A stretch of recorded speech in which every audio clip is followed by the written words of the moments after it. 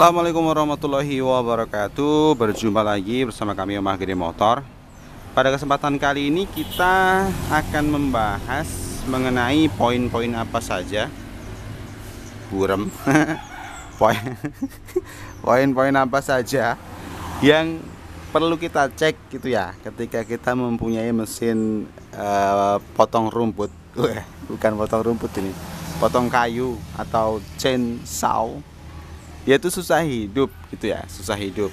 Itu penyebabnya apa saja, terus kita poin-poin yang perlu kita cek itu apa saja gitu ya. Kita akan bahas itu secara lengkap dalam video kali ini. Oke, simak videonya sampai habis.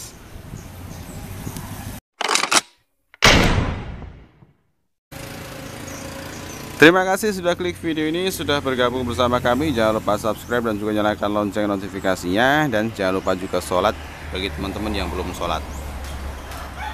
Bentar, saya tak pindah tempat duduk biar enggak ini. Masih berantakan semua, belum disapu ya. Tuh, nggak apa-apa. Nah, oke, kali ini kita punya kasus mesin chainsaw. Kalau di Jawa sih kebanyakan orang nyebutnya senso ya, senso, karena memang penyebutan atau pengucapan chainsaw itu agak susah gitu, agak ribet.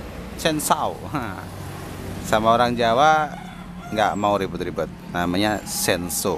Nah, oke, untuk kali ini kita akan sebut senso saja biar lebih gampang. Senso. Nah, kasus kali ini saya kedatangan mesin senso yang susah hidup.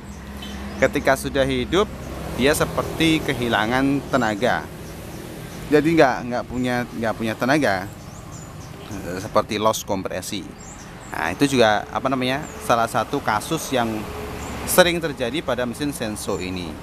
Nah, terus cek ya, cek and recheck, ribet. Cek and recheck, kita cek kondisi. Langsung kita buka nih ya, langsung kita buka, tutupnya ini kita buka. Ternyata memang kotor karburatornya, tapi perlu digarisbawahi bahwa karburator ini baru sekitar ya 1 bulan lah, 1 bulan yang lalu itu baru yang ganti juga ya kita, jadi kasusnya sama, mesinnya susah hidup. Nah, ini nanti akan kita ceritakan nanti, tapi kita ceritakan ke masalah yang utamanya. Nah, setelah kita buka ternyata kotor. Tapi karena kita berpikiran bahwa ini baru, saya rasa kotornya cuma luarnya saja, yang dalamnya itu nggak masalah. Nah, otomatis langsung kita buka bagian knalpot. Nah, jadi buat teman-teman ya yang punya kasus kayak gini, yang sering terjadi itu adalah penggunaan oli samping yang nggak sesuai dengan standarnya. Kadang malah pakai minyak goreng ya, nggak tahu itu alasannya kenapa, mungkin lebih murah kali ya. Kadang pakai minyak goreng, kadang pakai oli bekas ya, yang kayak gitulah. Malah mungkin yang ekstrim yang nggak ngerti, dia bisa pakai oli shock depan, oli shock absorber. Nah, itu lebih parah lagi itu. Pernah kejadian kayak gitu, ternyata ya hancur juga, karena memang bukan oli, itu bukan oli untuk mesin. Bentar. Nah, jadi buat teman-teman yang punya kasus susah hidupnya atau tenaganya yang ngempos, itu harus dicek bagian knalpot. Nah, bagian sini itu harus berlubang secara bagus. Tuh, nggak kelihatan tengahnya. Nah, bagian tengah itu harus berlubang secara bagus, tidak ada kerak ya, tidak ada kerak. Bagian sini juga tidak boleh ada kerak. Nah, tidak boleh ada kerak. Terus pada bagian silindernya juga nggak boleh ada kerak. Jadi pada bagian lubang di sana nggak kelihatan ya. Nah, pokoknya di sana tuh ada lubang, dan atau di sinilah lubang ini yang tembus ke sana, itu harus dalam keadaan bersih. Yang sering terjadi ketika kita menggunakan oli samping yang nggak bagus, otomatis kalau oli samping yang nggak bagus itu pembakarannya juga jelek. Pembakaran yang jelek itu mengakibatkan gas buangnya juga jelek. Gas buang yang jelek itu asapnya itu nggak bersih. Namanya asap sih nggak bersih, memang nggak bersih. Tapi kalau kita menggunakan oli samping yang jelek, otomatis asap yang nggak bersih tadi akan semakin tidak bersih, semakin kotor, meninggalkan kerak di bagian sini sampai menutup bagian lubangnya, lubang X ya, untuk lubang exhaust. Nah kayak gitu, itu menyebabkan dia susah hidupnya, atau kalaupun bisa hidup tenaganya nggak ada. Nah kayak gitu, ini harus dicek, pertama kali harus dicek yang ini nih. Kenapa? Karena memang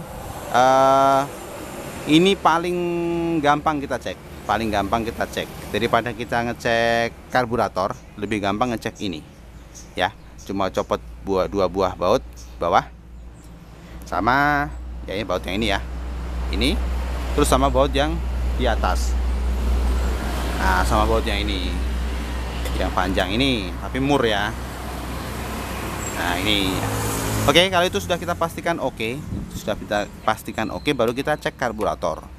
Nah karburator itu di bagian atas dan bawah itu terdapat vakum ya, atas dan bawah itu terdapat vakum.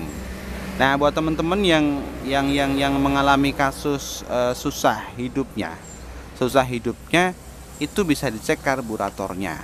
Bagian sini nih ya, bagian sini itu ada sebuah vakum atau ya membran, vakum atau membran. Itu fungsinya seperti klep ya, fungsinya seperti klep. Terus kondisi vakum atau membran itu yang bagus itu adalah dalam keadaan lurus ya, dalam keadaan datar, dalam keadaan lurus atau datar. Kita buka ya biar jelas. Bentar. Nah membran yang ini nih ya,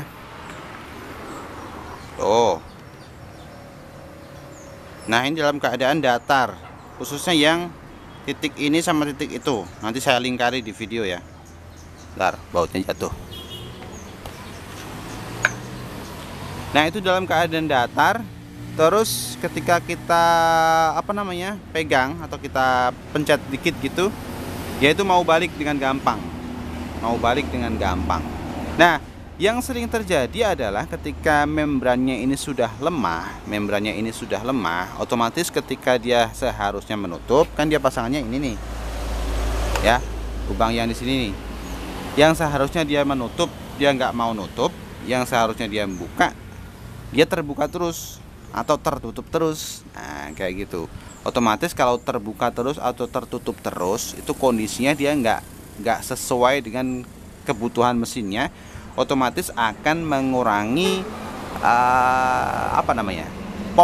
mengurangi power atau tenaga dari mesinnya, atau mengurangi atau mempersulit dia hidup di awal. Nah kayak gitu, dia harus kita cek. Oke, kalau untuk bagian yang bawah sini nggak terlalu sering rusak, ini juga membran tapi nggak terlalu sering rusak. Yang sering rusak ini. Nah saran saya, kalau sudah rusak itunya, sebaiknya kita ganti saja keseluruhan karbunya. Karena untuk beberapa daerah, termasuk di daerah saya, itu kalau kita cari membrannya saja itu agak susah, nggak tahu kenapa ya. Kalau cari karbunya harganya sekitar 150.000. Itu cukup murah dibandingkan dengan pendapatan kita yang kita peroleh dari si mesin ini. Kasihan juga ya, sekali-kali jajan buat mesinnya, dirawat, ganti karburator dengan karburator yang baru. Nah itu adalah poin yang kedua, yaitu karburator. Nah poin yang ketiga nih ya, poin yang ketiga yang sering terjadi juga itu seal. Tapi nggak terlalu sering juga sih. Seal yang ada di sana, seal krek asnya ada di sana, dan yang ada di sana. Kalau seal krek as ini tandanya apa? Tandanya adalah tidak adanya hisapan dari karburator. Jadi ketika kita selah, terus kita buka businya, busi pasti dalam keadaan kering. Nah kalau busi dalam keadaan kering itu kita patut curiga pada bagian sealnya. Kenapa? Karena fungsi dari seal ini adalah menjaga kevakuman atau kedap udara yang ada di kalter ini, sehingga ketika torak atau piston bergerak dia mampu menyedot bahan bakar kayak gitu ya. Nah Sehingga kalau ini terjadi kebocoran pada sebagian sealnya, otomatis hisapannya itu akan berkurang atau hilang sama sekali, sehingga menyebabkan dia si hisapannya tidak ada, terus businya jadi kering. Otomatis kalau kayak gitu mesin juga nggak mau hidup karena nggak ada bahan bakar yang masuk. Solusinya kita cek, terus kalau kita perlu ganti ya ganti. Kalau memang sudah terlihat keras atau bahkan copot, ya harus kita ganti. Jangan dipasang terus dilem lagi, jangan, ganti aja pakai yang seal yang baru. Itulah poin yang ketiga. Poin yang keempat itu biasanya piston atau sehernya itu kayak gini nih, kelihatan ya.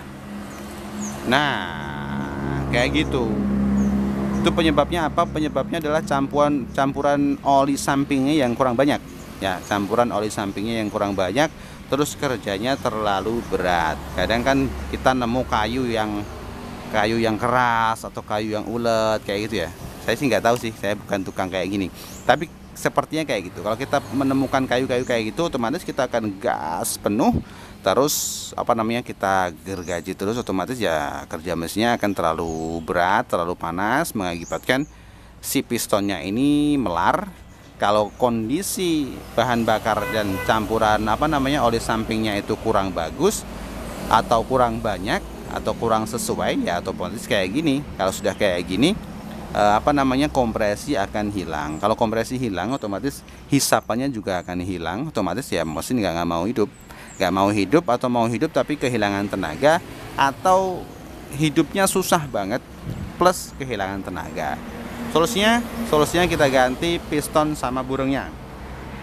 Piston sama ininya komplit ya. Kalau Senso ini atau Sensao ini komplit belinya. Kita nggak bisa beli piston saja atau beli ring saja, itu susah juga. Sebaiknya sih kalau sudah kayak gini ya kita ganti. Karena kalau sudah kayak gini otomatis ya silinder headnya atau linernya itu juga rusak, pasti rusak. Otomatis walaupun kita ganti pistonnya saja misalkan, ya nggak akan sempurna. Sebaiknya kita ganti yang komplit. Harganya ya murah sih, palingnya sekitar 150 ribuan. Nah kayak gitu ya. Itu adalah 4 poin yang perlu kita cek ketika kita mendapatkan mesin Sensao atau Chainsaw atau Senso yang nyalanya susah atau tenaganya hilang. Ya kayak gitu. Itu adalah poin-poin yang bisa saya sampaikan yang sering terjadi ya, karena memang itu saja sih sebenarnya. Oh ya, satu lagi. Nah, adalah satu lagi ya, kelupaan.